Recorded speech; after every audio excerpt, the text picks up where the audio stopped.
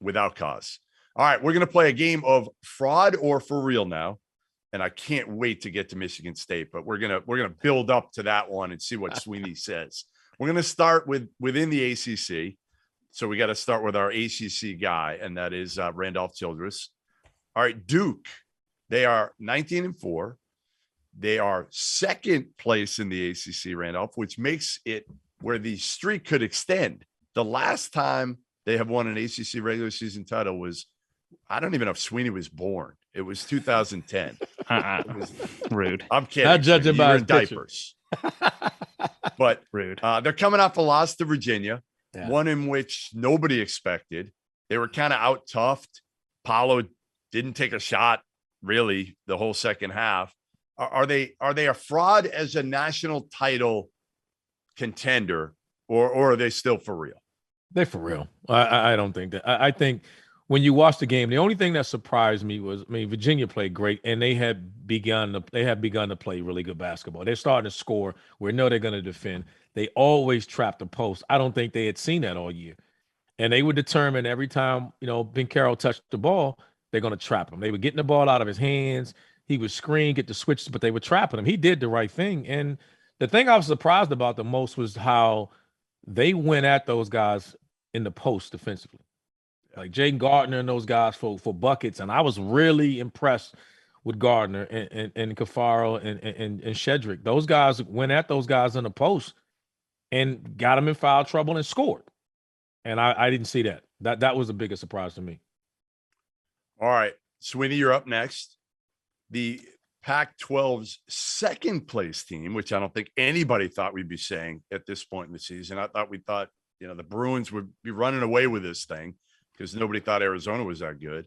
UCLA is 9-3 in the Pac-12. They were swept out in the desert by Arizona. No surprise. Well, a little bit of a surprise, but it's McHale. And I went to Arizona, so I know how hard it is to win at McHale. But they also lost at Arizona State. Is UCLA a legitimate national title contender, Sweeney? I think they're a tier below. That top 6, 7, 8 teams we've kind of talked about all year. I just don't necessarily know that they have the top end elite dudes. I think they work too hard to get good shots a lot of times, and their defense has been better lately. But I just don't think they do anything at elite enough level to really be a national title team. Yeah, I kind of agree at this point, and I kind of knew that going into the year, even after watching them beat Villanova at Poly. I was there and I'm talking to the players afterwards. I'm like, you guys are closer to a Final Four contender than I thought, but I'm still not completely bought in. I still kind of remember that first four. It's still in my mind that that's what you were most of last season. So I'm kind of with you. All right, Illinois, 17-6. They're tied for first right now in the three-way tie in the Big Ten. Kofi's been a monster.